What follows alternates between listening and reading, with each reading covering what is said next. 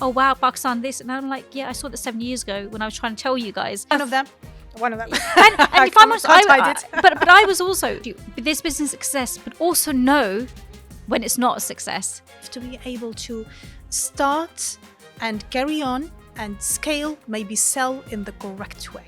Don't waste money, please, on any courses. Wow, beautiful. We need more powerful Muslim brands. We need to see more Muslim brands in the top 100 global brands.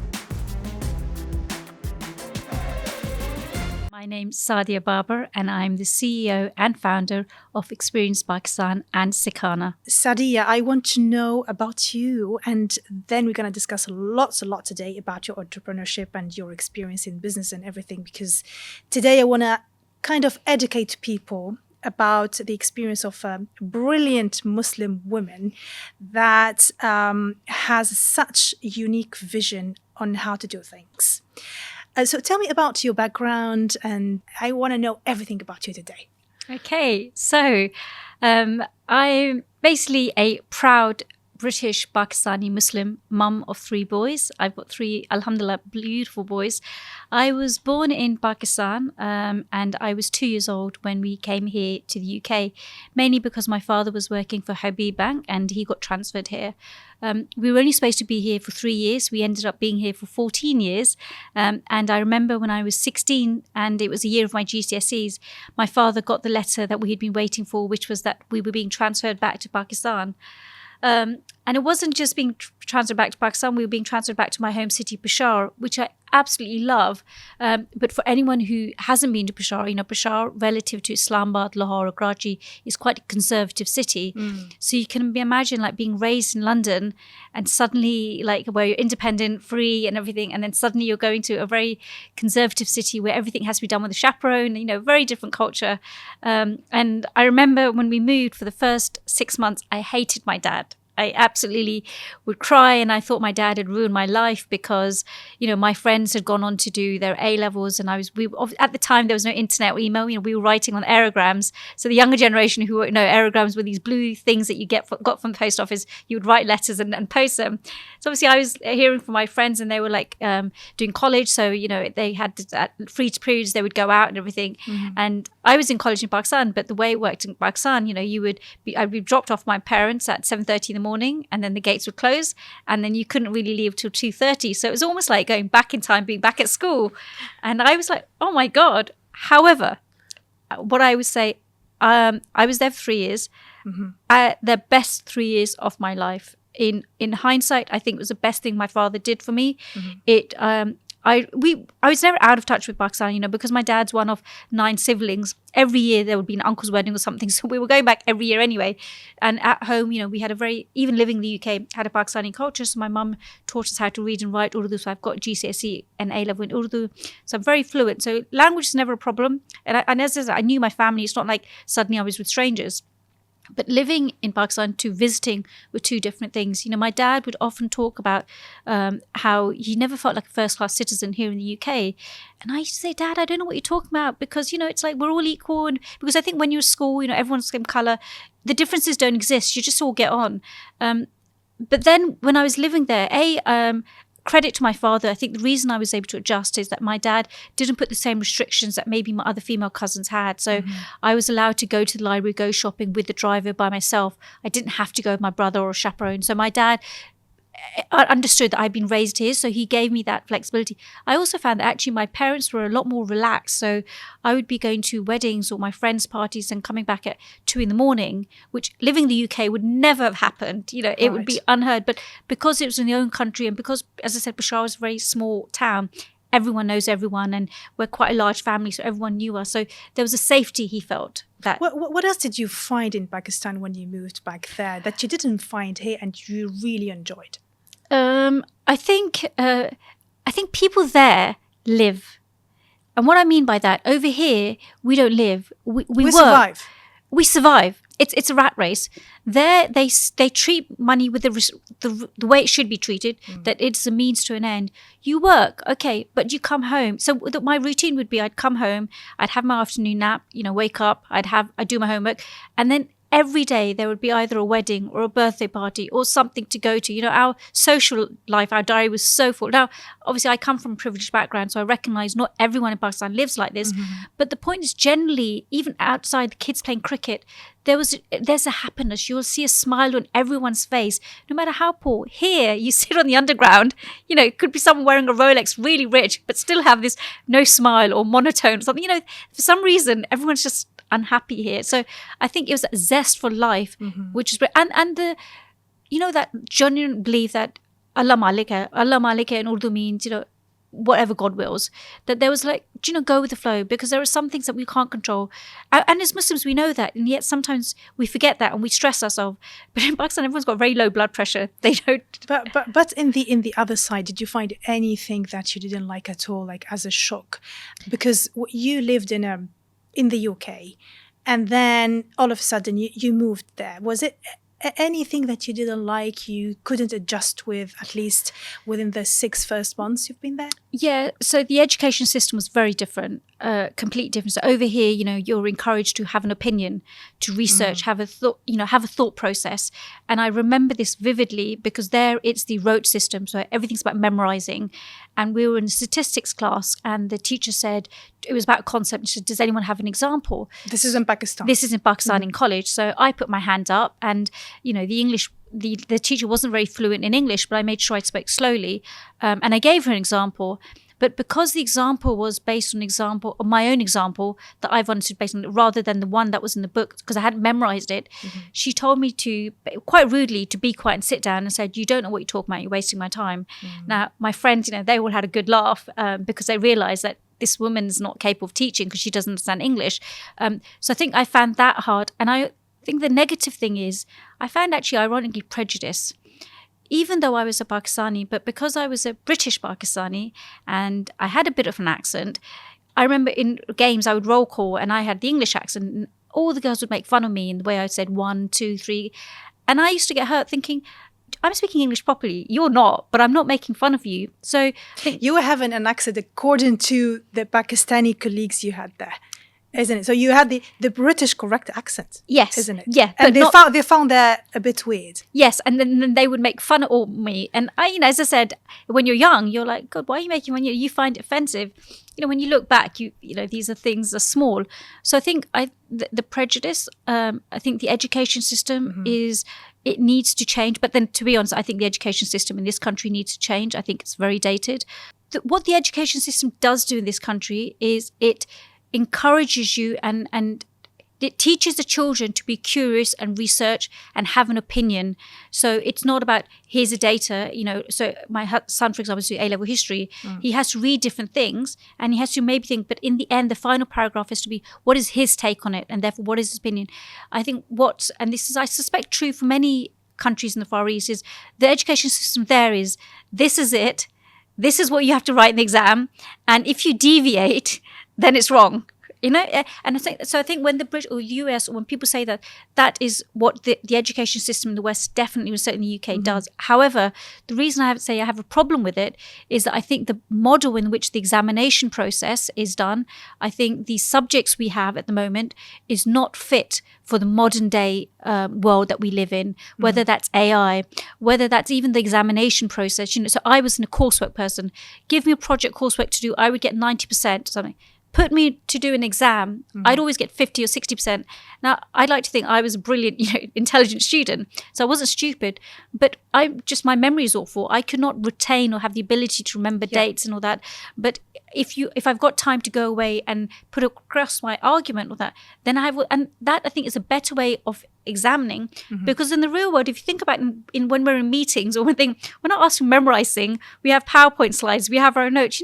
It's not a realistic situation where you're going to ever have to memorize it all. So yes, the other thing is I'm seeing lots of master degrees and actually professional masters or professional course that you go and you go with extremely professional people who, for example, in the field of computer science, who really worked with Microsoft, for example, or Amazon or Apple, and they do this whole program and they say, we're giving you this, for example, 1 year or 6 months education, so you will be able to work with it mindset, not to have an exam. We're not preparing you for an exam. We're preparing you to work. And I think this is the way forward. Now with the existence of the AI technology, it's fast-paced. And if I'm going to get my degree, let's say like engineering from the university, master's, PhD, whatever, but this doesn't mean necessarily that I am able to work and do the job properly. It's such a loss. I mean, there's like a question mark here, isn't it? So I think the reviewing of the education system is so important. But now, Saadia, mashallah, so that was UK, Pakistan, education. What else? So basically, then what happened? So the journey, because you think, well, if you're in Pakistan, how have you ended up in the UK? So basically, I was, as I said, always geeky and everything. And at the time, university education was free.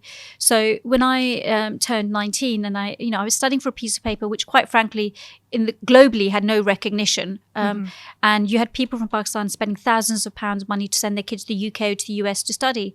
So I said to my father, I said, look, I'm a British national. I can go back to the UK and get something that actually has international value, and it's for free, so can you, let me? And it took me 2 years. And when I say 2 years, my journey wasn't straightforward. I remember I was offered a place by Bolton University or Bolton Polytechnic on a textile course, because I come from a family, the rest of my family is a business. So I thought, if I do a textile degree, I can go back to Pakistan and help set up a textile mill or design textiles and do it that way. So I wanted it to be relevant and useful.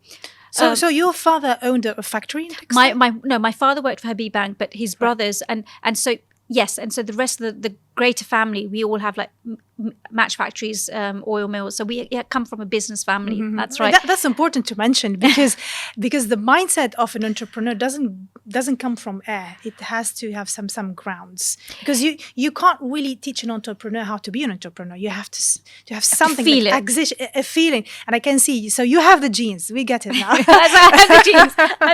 So yeah, absolutely. But so basically, so I got the offer from Bolton, and I had packed and everything. I was really excited. And then my grandma spoke to my dad and like saying, because at the time I think I was 18, and she goes, look, she's 18, she's of a marriageable age, do you think it's sensible sending her to the UK? And I remember my dad, came to me and he said, look, your grandma said this, and I'm getting a bit of pressure from the wider family, and look, so I said, look, I don't want to cause you any problems. If that's what you wish, then fine, I won't go. So then I didn't go. I didn't. Then the following year, I got another offer from Warwick University, and again we had a similar pact. Got excited, had the same conversation. But finally, what happened in 2019 is that my brother was also coming back to the UK, and it's actually funny. My dad asked me, because my brother's lovely, but whereas I'm an extrovert, he's a bit of an introvert. So my dad said, look, can you just speak to this university and just help him go, because he's not going to be as proactive. So I said, okay, fine. So I called South Bank University for my brother, but while talking, they had a really good course, a product management degree, and I thought, this is exactly what I want, where it's all about business, but it's not just designing, it's actually got the business acumen you're teaching. So you're learning design and techniques and manufacturing, but you're also learning the practicality of business. So I then spoke to them, and and they said, yeah, and they offered me a place over the phone call. And then my dad came home, and I said to my dad, I said, yeah, Shiraz is all sorted, you've got a place. And by the way, just to let you know, I've also got an offer on product management. So he was like, oh, but you were going to call for him. I said, yeah, I did call for him, but I saw this course, so it's really good, and I want it. So then he's like, oh, great. So then that's when I finally came back. But my dad, I remember saying to me, and I don't hold any grudges against my dad, because he said, look, I'll go back, but if we have to pay fees, then your brother can say, but you'll have to come back, because I can't afford 2 fees. Bearing in mind, he's earning rupees now, and when you convert it to pounds, it was a lot of money. Yeah. And I don't hold my dad against it, because practically I understood that my brother will be the breadwinner. Hopefully my parents would marry me off in a situation where job would be a choice, it wouldn't be a necessity. So I said, fine. But I read through all the small print and everything, and I found a clause that said, Dad, there's a clause which says that if you're out of the country because of your parents' job for less than 3 years, then you are still entitled to be a home student, which means you get free education. And I said, Dad, we are literally back 2 months short of that. So then my dad smiled, and he goes, trust you to find that. And then, to be honest, my dad then let me go, because I think he had the comfort that my brother was here as well. He still got a lot of grief because I was 19 and most of my cousins got married at the age of 19, and my grandma was like, you're crazy, you know, this is her marriageable age and you're just sending her overseas to do thing. But my dad was like, that's just what my daughter wants, and I have complete faith and belief in her. The product management degree was fantastic. It was a 4-year course, and it was a sandwich degree. And this is actually what I want to stress to all potential students: to believe in yourself and believe in that anything's possible. And what I mean by that, so for the 3rd year, it was a placement year, and you had to find a placement yourself. Right. And I did get a job offer from Fitch, which was a great design consultancy. But I had written to Coca-Cola, because I wanted to work with the best brands. I wanted the best. I wanted the best of everything on my CV. And I wrote a grovelling letter to them. I said, "Listen, I will work for free. I don't mind starting to make tea, and then gradually I'll prove myself to you and everything." And luckily, Bob Bayman was the name of the brand manager at the time. He was brilliant because he believed in giving people an opportunity. Right. So he did invite me for the interview. And in the interview, clearly you could tell from my passion. I knew all the Coke ads. I knew everything and all that. And he said, do you know what? Fine. He goes, we'll offer it to you. We'll pay your travel card and we'll give you £100 a week. Now, I had a part-time job at Next and at Harrods on the weekend. So I was like, do you know what? That's fine. I'll find a way to make it work and everything. And well, no, that's brilliant, Saadia. So because we don't have much time, unfortunately, of course, yeah. And we want to know everything about you, fine. And we want to learn from you as well. So you did the education here, you did work placement, you have the experience with how many enterprises? Yeah, so basically, I finished my education here, went to Brussels, did an MBA, then I got a job at Unilever on the graduate scheme. So I was there for 2 years working on SIF and Domestos. I then actually went back and worked at Coke, and now obviously as a graduate, so I worked on Fanta and Dr. Pepper, again working on the branding, the advertising. So I came up with new flavors of Fanta, kind of Fanta, and then did as a new advertising and kind of install all the promotions that you see, like buy one get one free, Halloween. You know, that was all my baby for both Fanta and Dr. Pepper. Then I took a 4-year career break, as many women do, because I had kids, and it was I wanted to enjoy the children before I go back to work, and I'm so glad I did, and I would recommend it to any woman, saying the work will always be there. Do not ever worry about that. But then credit to my husband, because I was actually quite happy and comfortable being at home. But he said, look, you've got an MBA, you're just wasting your thing, go back to work. And it was because of his encouragement, then I applied to a consultancy that I had used when I was working at Coke and Unilever, and they were up the road from where I lived, so it's very convenient. And I ended up working with them for 8 years, and there I was working, as I said, with Procter & Gamble. Consultancy in what exactly? So I was basically advising, it was a strategy consultant. Right. So I was advising them on how to grow their brands, how to be better than the competition, how to identify new opportunities in the market, being aware of some of the macroeconomics that was happening, which meant they had to either come up with new product development or change their strategy. Oh, Saadia, that's brilliant. That's brilliant. So you worked with the big guys. So I did. I really want to ask you this, but we're gonna come, inshallah, little by little through the conversation. So now, you know, if you compare your stay in Pakistan and when you came here, and then you studied, and then you worked for the big brands, what are the most important things that you consider as a big add-on for you, personally and in the business? I think empathy and perspective. What does that mean? So what I mean by that is, because I've lived in a developed country, I've lived in a developing country, I've also lived in continental Europe. So alhamdulillah, I've got perspectives of 3 different cultures, as well as obviously the Muslim culture, you know, being a Muslim and thing. So we were I remember a conversation in a meeting at Unilever, and we were launching these new wipes. At the time, you know, wipes was a new product. And I said, oh my God, this is so good, because when you're wearing a chapati, you know, you don't have to get the spray and the cloth out. You can just get the wipe and just clean off. And you know, in all the companies I worked with, I was the only Muslim, I was the only Pakistani. There were always, you know, Caucasian, white middle class people. So the guy was like, wow, Saadia, that's brilliant. I'm like, what do you, and I thought nothing of it was common sense. He goes, but this is an insight. He said, for an ad campaign that we can launch with the Asian community, whatever, we can do someone making chapati and using that wipe. So it's being able to give that perspective that if you only ever lived in one place, you will never have. And when I say empathy, you know, and we have this debate often, with my husband or with other, Pakistanis or Muslims who are brought up here and they're criticized or they're critical of either the Muslim world or Pakistan. They say, why don't they do this? Why are they like this? I said, listen, actually what they're doing is far more greater than what you could ever imagine, because they get load shedding. So and by load shedding means that they lose power. So there are certain times a day where there's no electricity. Right. There's certain times of days where there's no gas. This is reality of living in the whole country or certain zones. It happens within the whole country, but every zone has its allocated time. Right. So it means that when you're living, you organize your life according to that. Because if you've got to do the ironing, you've got to make sure, because from 4 o'clock to 6 o'clock, there's going to be no electricity. We take electricity for granted in this country. We take electricity. We take water for granted. Yeah. We take gas for granted. So these are things where I think when some things don't always work, I would try and have that glass half full thing. Do you know what? Okay, I can understand that. Or, when someone says, why are they begging? Why are they doing all of that? And I'm like thinking sometimes, although I'm not one for begging, I'm always trying to be entrepreneurial, try and find a way. But sometimes even to be entrepreneurial, you need some money behind you. You need some support. So if you've got nothing, you have no choice but to beg. And I said, because, you don't know behind that, she's probably got 4 or 5 kids who are, hungry, that she's saying. And so when people say, but why don't they do birth control? Why don't they not have...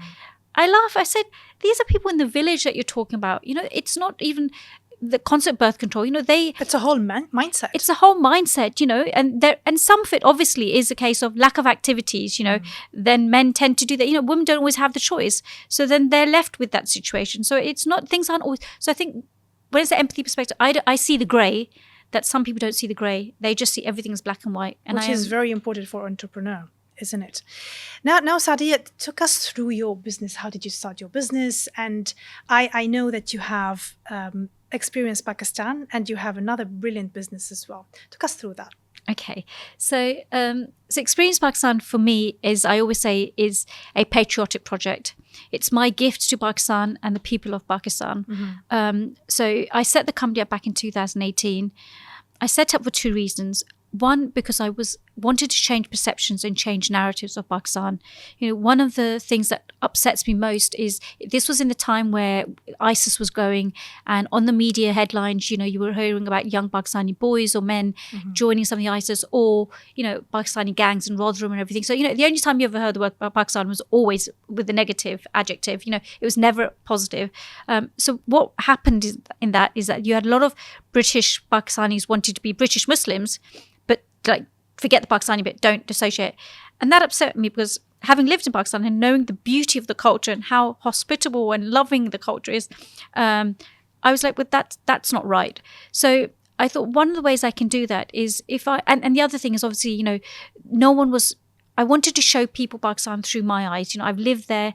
I know the fantastic golfing courses on offer. I know the great, kind of food, the cricket. Watching cricket in Pakistan is like no other experience. But all of that, I wanted to be able to enable people to do that. So I thought, if I can set up a company in which I can take people to Pakistan, create holidays that I would like to go on, and show people Pakistan the way I would like them to see it, but also kind of for the 2nd, 3rd, 4th generation who perhaps would like to visit Pakistan but have no idea how to visit Pakistan because there's no company offering any service like that, that I can do that. The other thing is also, I always wanted to do something where I can give back to the people of Pakistan in an empowering way. Yes, there's donations, everything, that's great. But as I said, I'm a firm believer. I believe in helping the community and the wider Muslim community in an empowering way. So when I do my tours, we help work with local hotels. We work with only local guides, with local female chefs. So some of our clients go to the house for cooking work. So this was all about, actually, I can do 2 words when I can work at change perceptions, but I can help the local people in the local economy. So that's why I set Xperience. That's very beautiful, Saadia, because the mindset of most of the entrepreneurs who work in travel agency is about money. Yes, we give good services and we go to fantastic places and fantastic tour guides and stuff, but I've never heard someone who has the passion and the view of, yes, I'm doing this business, yes, for money, but also it's a passion from me that I want to serve the national economy, that I know they are in need for these people coming in and spending the holidays, but also benefiting us and the different enterprises and local familiar enterprises as well. I think this is genius, because and when we talk entrepreneurship is about how to benefit the others, how to give the service for the others, and then the money will follow, isn't it? So to embed that very concept in your own business, I think that's brilliant. But I think, Meriem, this comes from the Islamic faith, and I think this is sometimes where I get upset and irritated, where we talk about Islam, we talk about the values, the beliefs, but then yet when it comes to day-to-day implementation, it's almost like that was all theory. We read it in the classroom, and I'm like, well, no, because then, it's like, actually, you read the Quran, not because you read the Quran, you have to understand what's saying. And then when you've understood, you then have to implement it. Otherwise, what's the point of the Quran? And I think that's because, Islam and my faith has been always very important to me, and I'm just going to slightly deviate. Just one example, I remember at Unilever, at the end of the interview, they said, do you have any questions? And I said, I had 2 questions, and one question was, can I wear shalwar kameez to work? Because I was very proud of my thing. And then the other question was, is there a place that I can pray in? And they were stumped, and they're like, is that the 2 questions you've got? And I'm like, well, yeah, because you've covered everything else, but these 2 are very important values to me. And, this was, as I said, like 25 years ago when Islam wasn't as, and I remember the manager would say at lunch, you can use my office and pray there. Oh, wow. There was no that's such thing as a prayer generous. room. Wow. That's very good. Very good. Well, so so now I know many women out there, the Muslim community, they want to get into entrepreneurship. But there are many challenges. The very first challenge is the woman herself and the mindset. And then you have the environmental challenges, and then the way people look at the women in entrepreneurship and businesses. There are lots of complexities and variables out there, you see. So how did you face that? And how was it your first company? Was it just an idea that you got one day, or was it a determination you thought about for many, many years? And how did you find the full motivation to go all in and then, yes, I'm going to do this business? So there's lots of questions in that one question, to be honest. So the first thing is, I've always been entrepreneurial. When I graduated with my MBA, at that point I wanted to go straight in and have my own business. I had a great business plan I'd done as part of my thesis. However, I got this job at Unilever, and I thought, you know what, maybe it's good to have something on my CV as a fallback. So let me get some work experience before I do that. And then I ended up getting married and having kids. So 2018, when it launched, it was something I had been thinking about for a long time.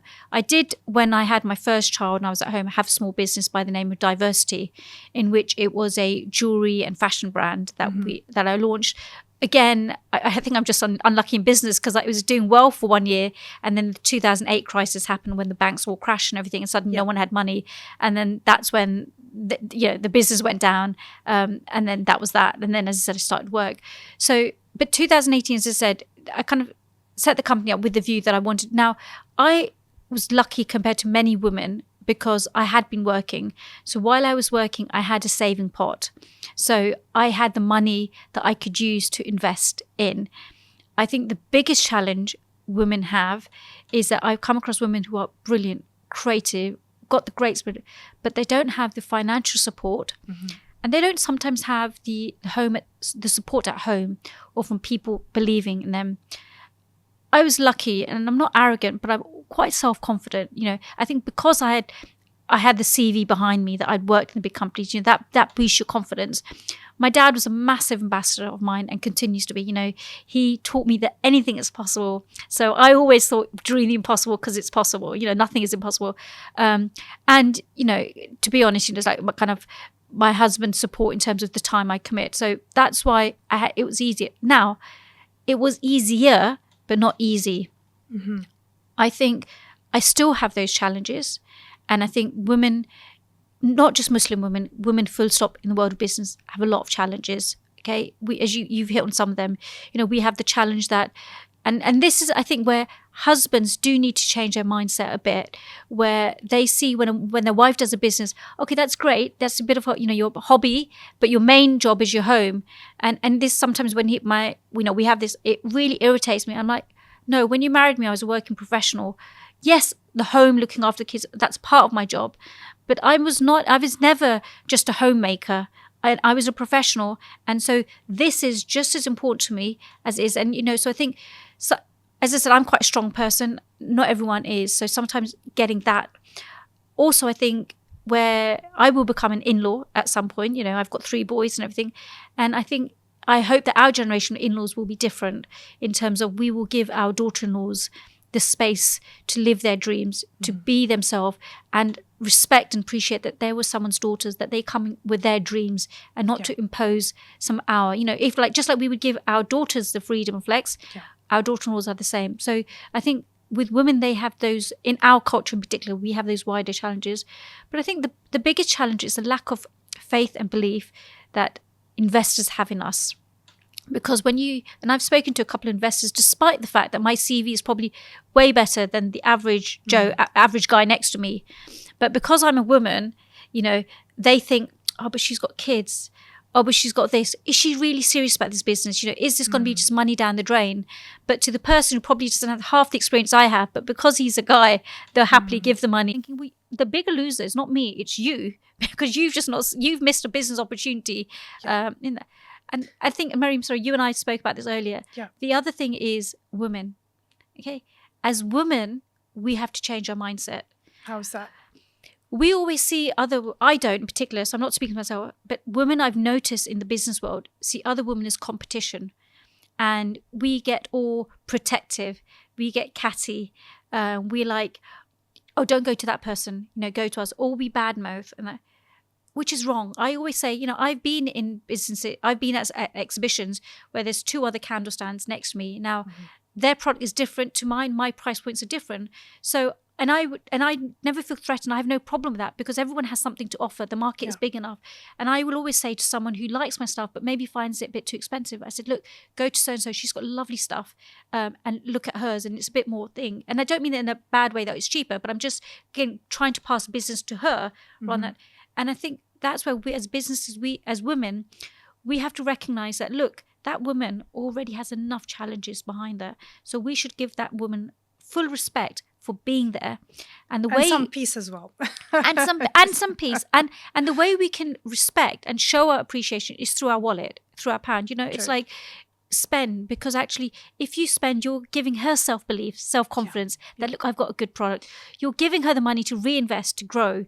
And that's what I think, as women, we have to particularly, but particularly amongst Muslim women, I think as Muslim women and Muslims in general, we do not do enough supporting of one another. Unfortunately. Saadia, before working in media, I worked a lot in personal development, self-development, soft skills, and all of that. And I worked with different people with different backgrounds.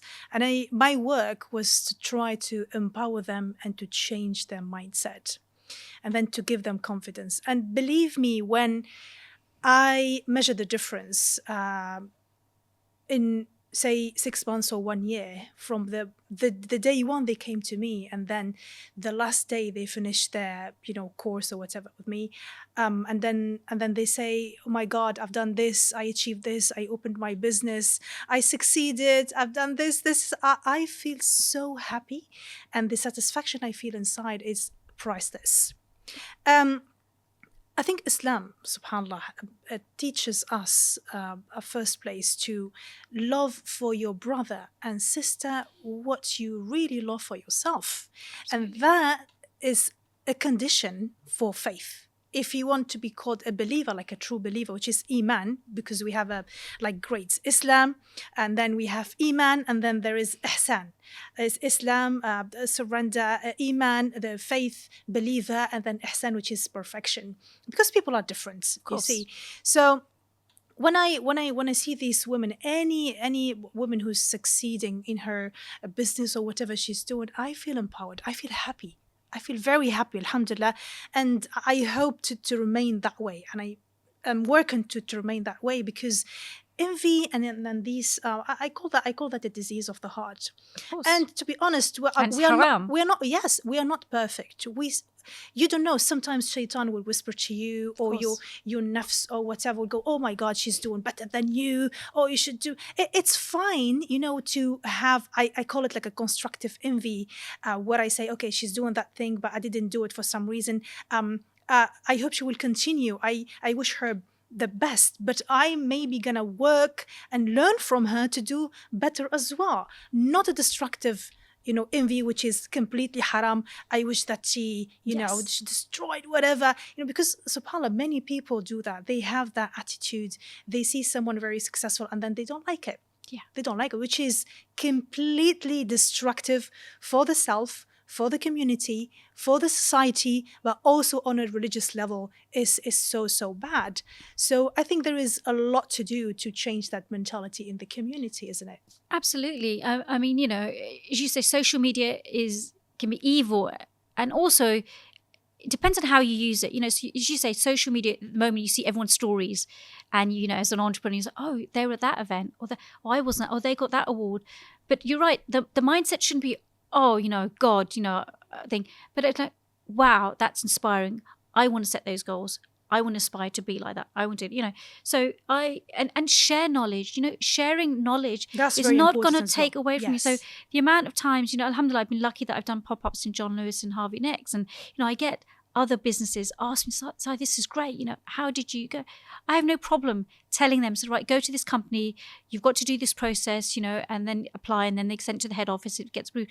Because actually, and that's happened where I remember I was in John Lewis Brent Cross, and I came across this business, and it was a lady who had spoken to me when I was doing my pop-up, and she goes, "Saadia, thank you so much. When you told me, I applied," and I was so happy to see her doing the pop-up in John Lewis. I said, "This is brilliant," because that's what's more. That's what's true success is success in business is when you've inspired someone to do it. It's not about the bank balance, and I know I'm being a bit, kind of rose tinted. I know you need a bank balance to run a business, so I'm not being naive like that.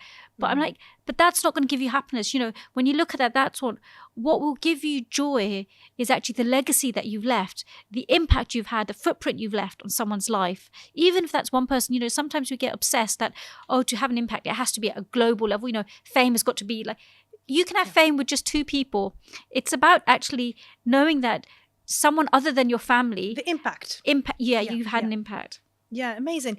Well, do you think, because you studied MBA and all of that, and you come from entrepreneurial background, what is the main thing that you studied, obviously, that is essential for an entrepreneur to be able to start and carry on and scale, maybe sell in the correct way when it comes to their businesses? Okay. They have to be... persistence. Okay. Nothing comes overnight. It takes a lot of time and effort, and you've got to be resilient. I mean, I cannot tell you how many challenges I've had. As I said, I had Xperience Pakistan 2020, COVID happened. That was my break-even year when I had all my bookings and I was actually going to make a profit. Suddenly that went bellies up. So then I had to launch another business, Sikhana, but that was a brand new business launching from scratch. That was doing really, really well. And then the Ukraine war happened and suddenly energy prices come and we've got austerity. And suddenly the luxury product that was doing so well, people haven't got money. That business is now with, so you've got to be very resilient and believe in your business because you will have lots. I think, when I do talks at schools in deprived areas to inspire the children and give them, and the boys will always ask me the question, so how many millions are you earning? And I have to say, I said, I'm sorry to disappoint you, but I'm not. At the moment, any money I make, I just reinvest. I said, and I'm nowhere near the million, So there's this misconception that every business, every entrepreneur is got like this massive bank balance of doing it. No, actually they're working all hours in the day. It's a job where, you don't have appraisals, you don't do that. Your only recognition is your customer feedback or someone else recognizing you for it in the industry, So actually praising one another in each other's industry is a form of appraisal because it's showing respect, saying we feel your pain and we respect you for what you're doing. So before you go to the second point, Saadia, I want to stress on this point: be resilience. and then be prepared because you're going to face probably millions of problems, issues of all sorts. How do you maintain that mentality of it's okay, I'm going to deal with it, and then don't dwell in the pessimism and depression and anger, whatever it is? How do you do it? Mindset. So I think my mindset, and I think having got a dad who's great. My dad sees everything glass half full. I'll be honest. I'm generally, I think I've taken after my dad. I'm an optimistic person. I do see the glass half full, and I have got low blood pressure, so I kind of am a bit chilled. I don't stress now. But obviously I'm human. I have those days where I'm thinking, I'll give an example. Just at the moment, you've got the India-Pakistan situation, and I've got loads of clients booked, and I was saying to my husband, great, I've got like about 20 bookings this year. And luckily, alhamdulillah, faith in Allah, faith that, and we're taught in Islam, we're saying like, there's no point stressing over something you have no control over. Okay. So that, I think many years ago, I learned that. I said, if I can't influence, control it, there's no point me stressing. If I can influence, control it, then okay. Mm-hmm. But COVID, this India, Kashmir, terrorism, or if the weather, I can't control this thing. So, and me stressing is not going to change that. Mm-hmm. So I'm better just to pray and just say, look, God, my intention in that. Please just do whatever's best and have that faith. And we've taught our kids as well that put your 100% in, but then that's it. That's all you can do. The rest is up to Allah. So whatever happens, happens for the best, and have faith. So that's a motto my husband and I, and we've instilled in our kids. My parents have instilled in me. I think that gives me the resilience in terms of believing what I'm capable of and what is beyond my control. Amazing. Okay, we can go back now to the second point that you wanted to mention. So we mentioned like resilience and I'm trying to remember what the other points were. Patience and I think self-belief, definitely, because you will get people who knock you down in the process. We have loads of them. We have loads of them. Lots. I have so many people at the beginning when I started my journey saying, Saadia, and this is sad to say, other Pakistanis, you're so good. You've got so much work. Why are you wasting your time with Pakistan? Why are you doing this? And I would look at them. I said, because I believe in it. They're like, you're just wasting your time. Nothing can happen and everything. And now, 7 years on, the whole travel press is talking about Pakistan. Suddenly, a lot of countries want to promote Pakistan because it's a great country. So, suddenly people are, oh, wow, Pakistan, this. And I'm like, yeah, I saw that 7 years ago when I was trying to tell you guys. So I think having this belief in your idea and what you're able to do and have a goal. Have goals set in terms of, do you see this that after 5 years you want a larger company to buy you out so that you've got that? So to have an exit strategy. I've been to lots of accelerator programs, startups and all that, and they always say the problem is people enter business with no idea of what's the exit strategy. Yes. So have an exit strategy in mind, because if you have an exit strategy, then you know what the processes are. But with Saadia, not all the women, like we're not talking just about women here in this podcast, but everybody not necessarily knowledgeable of what is an exit strategy. And we certainly, not all of us have the MBA, the project management or the business. We don't know much like you do, and like many other people who've got the real knowledge about how to manage and begin a business even. So give us some practical, really practical tips, how to, like we understood now about the mindset and everything, but then practically speaking, what do I need as tools to begin, but be sure 99%, let's say, that this business is a success? Okay, and two things actually. This business success, but also know when it's not a success. There's sometimes we can get so obsessed that, oh, this is a great idea. But actually after 2-3 years, if you're still not getting people buying it, accept that it's not a good idea. So know when to stop and don't waste more money. So I think... How to know that my idea has legs, as we say in business? Yeah. So, and I think actually one of the things that, as women in particular, but this is men as well, but I think if you read all reports, women do it more. And that's procrastination. Right. And what I mean by that, as women generally, we're perfectionists. It's like everything has to be perfect. One of them. And if I'm honest, but I was also, kind of where everything has to be perfect before we launch. No, it doesn't. Okay. If you've got an idea, launch it. It might be 70% there, because what you're going to find is as your journey goes, you'll get feedback from customers. You get the direction that will also give you guidance to do that. And the longer you're waiting, the longer you're delaying the process of starting the business, so it's important not to procrastinate, to do it.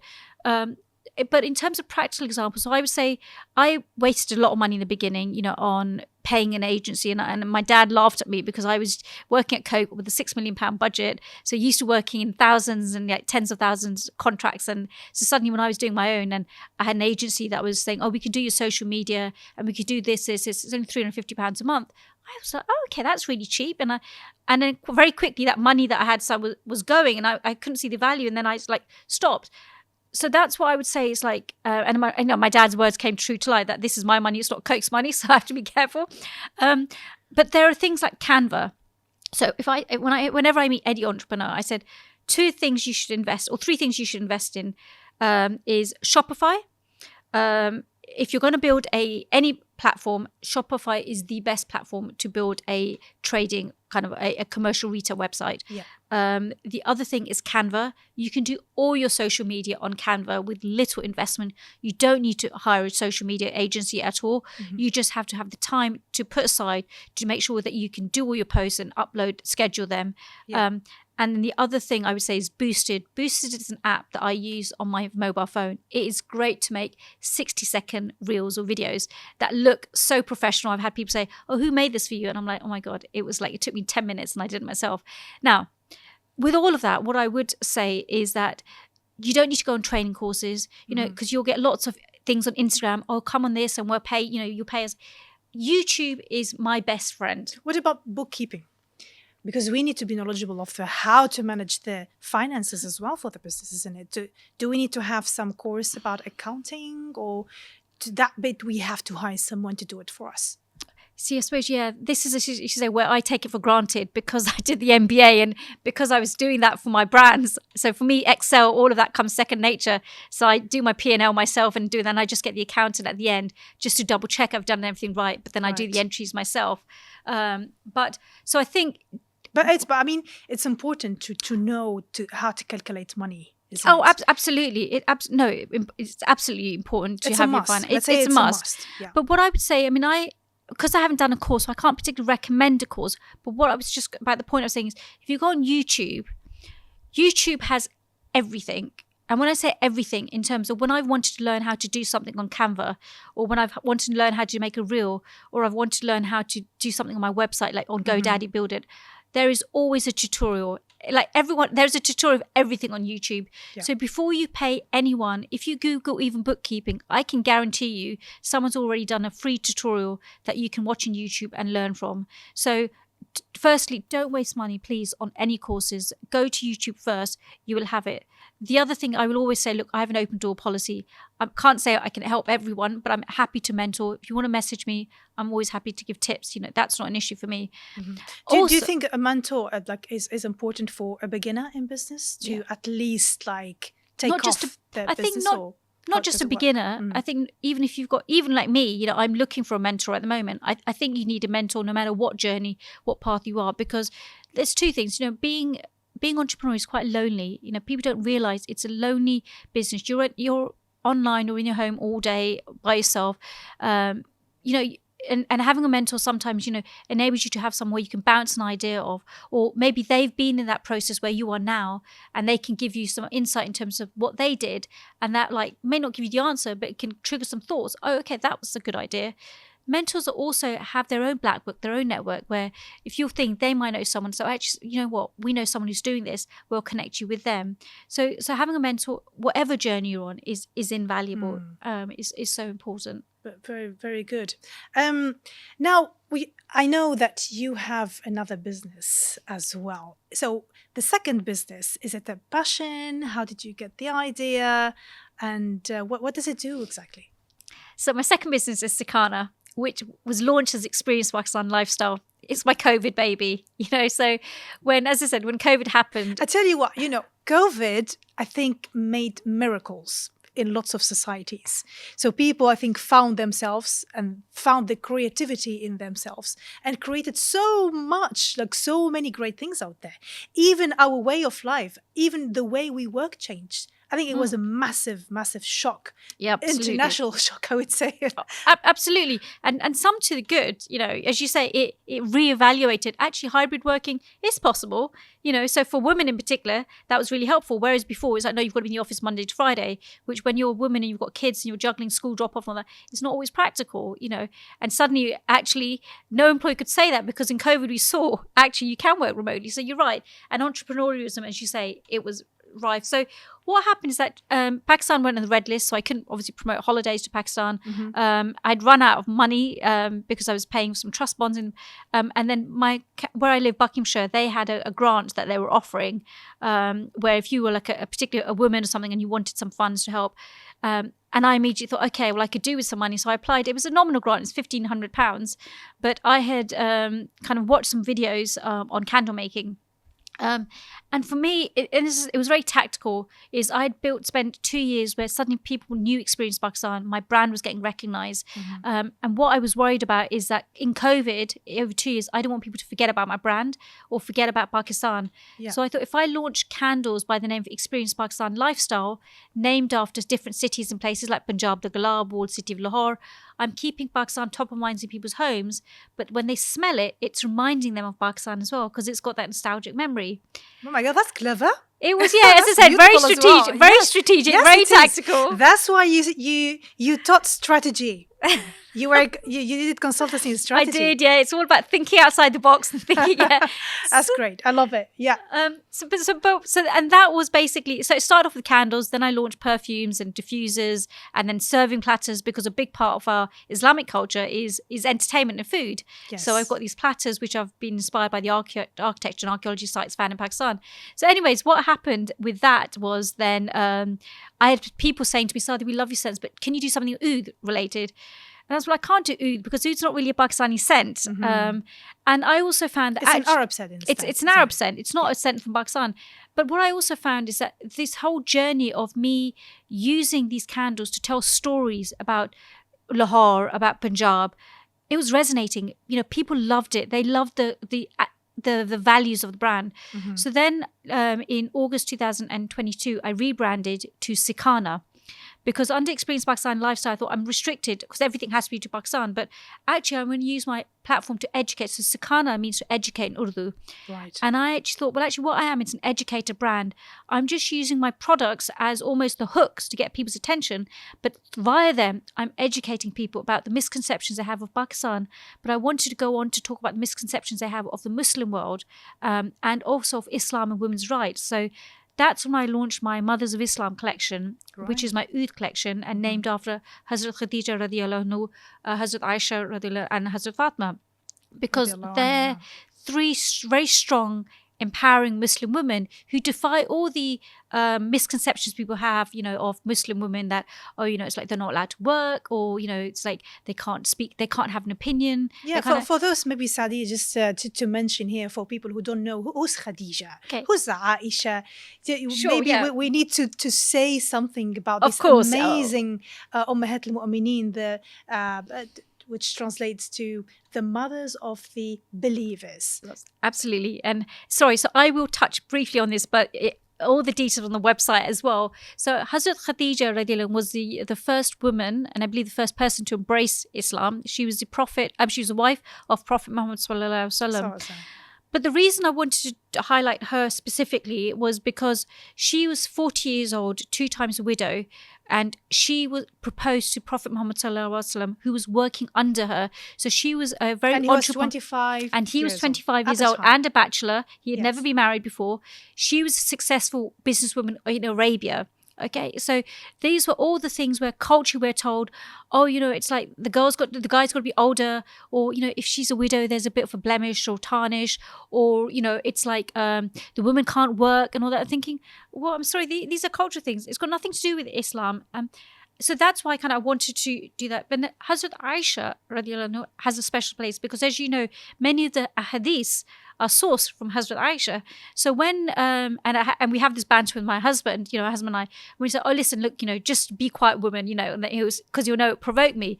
He goes, like women don't have a say.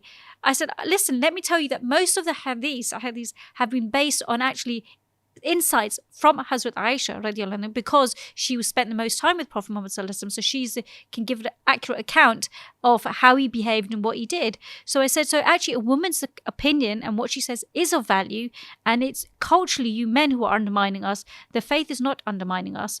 And obviously Hazrat Fatima was Prophet Muhammad sallallahu alaihi wasallam's daughter, and she played her own role in terms of helping the spread of Islam. But so I use this, and it's brilliant because when I've been on the shop floor of John Lewis and Harvey Nicks, it's instigated conversations with a lot of non-Muslims who are intrigued. And through that, I've been able to get these messages across that what you hear on the media, that Islam's very oppressive to women, like women aren't allowed to do this. And I'm like, this is all misinformation. And they've like, oh, wow, we didn't know that. And I think what shocked me even more is when I have Muslim women who say, oh, we didn't know that. And I was like, okay, well, let me enlighten you. So, with each of the diffuser, I've actually made a card. So it comes with a card. And on the card, it gives you information about them, but also a link. So on my website, it gives you more details. But there's a link to Surah Nisa to, again, highlight, look, so much respect has been given to women in emphasis that there is a whole chapter just on women to be clear of what the expectations are of the women in Islam, but also what the expectations are for men and how they should treat women. Yeah, I think sometimes, Saadia, we get drifted away by the cultural customs sometimes, and we forget who we are and our potential as women at what we can do, because we're listening to someone who said, oh, you're just a woman, you can't do that, just relax, that. But in reality, the women before us, 400 years ago, were doing so much. They were scholars, they were in business, they done so much. If we go to the history of Muslims and in the general history, women have done some brilliant things. They changed history, actually. I have something, I think, from is that Sikhana? Sikhana. There is a product here on our table, and I would like you to tell us what is in this box, a beautiful box. When I close my eyes and I think of Pakistan, is the scent of Jambeli. Jambeli Kapul is the national flower of Pakistan. Right. It's commonly found in everyone's garden. So in the evening, the fond memories I have is when I would wake up from my afternoon nap and we would sit on the balcony having our pakoras and chai. And then you'd have this lovely aroma and scent of the Jambeli, of jasmine flower. So when I went down this journey of developing the scents, I thought the first scent I have to develop is this, because this epitomizes Pakistan. And so when I'm selling it and I'll open the can to people on the shop floor, I say, look, if you want to have a smell of Pakistan, just smell this candle, because this is what Pakistan smells like. And they're like, really? That's brilliant. That's a fantastic way how to market your product as well. Would you like a smell of Pakistan? Of course. Absolutely. It's a conversation starter. It is. And so can I smell it? Of course you can. Yeah. I've never been to Pakistan, and it's on my list, actually, because I heard so many beautiful things about Pakistan. Wow, beautiful. And that's beautiful smell. The jasmine, I think it's different kind of. It is. It's a jasmine and honeysuckle. But the significance of this flower is that most of the brides on the pre-wedding night, there is jewelry made from this flower, so bracelets and earrings, and the brides are ordained with this scent. So I remember when I go to, and when you go to weddings, you're given the bracelets made of this Jambeli flower. And so whenever I land in Pakistan, the first thing I do, because you get street vendors, like people on the street, boys selling by the car, is I buy that and I take it home and put it in front of the air conditioning so that the whole room can smell of that scent. And amazing. That's why I developed this. And so for me, I think, that was kind of Jambeli, the scent really sums up. That's really clever, actually. That's really clever. I want you now, because we just have like around 2 minutes to finish this podcast. Like, it's a brilliant conversation. For people out there who want to really get in the market of a real business, we see many people, like non-Muslims and Muslims, mashallah, they're making millions, billions and trillions, you see. And it's good to be financially independent. It's very good, and it's empowering as well. And I think we need to I want to see more women making millions and billions, not just for the sake of millions and billions, because in the end, the money itself is just money. but what you can do with it to benefit other people, society, you can change the lives, you can bring a smile on the faces of many people in the world. The value that will bring you satisfaction is huge than the money itself. That value is more expensive than the billions and the trillions, you see. So I obviously want to see more people having that power. What would be your advice for them in 1 minute? When you set up any business or your business, think about what is your mission for that business. And as you said it eloquently, I'm not talking about financial mission. Your brand should serve a purpose. What is the brand message? What is the legacy you want to leave behind? So start your business with the question, what is the legacy, the footprint I want to leave behind? And the reason that's important is that if we want to empower other Muslims, and if we want to influence the politics of the global world we live in, we need more powerful Muslim brands. We need to see more Muslim brands in the top 100 global brands, which currently doesn't exist.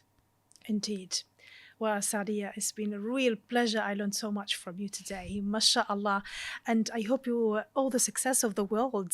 And it's just, I'm very happy to have, a person like you, Muslim woman, and the passion and the vision behind it, and having such unique ideas and perspective of things. It's very inspiring. Thank you so much, Jazakallah khair, for doing this. And hopefully we will have you again. I think we have a lot more to talk about with you, inshallah. Thank you so much. Thank you, Meriem, for the time. I appreciate it. And again, thank you to Islam Channel for creating this platform for voices like mine to reach others.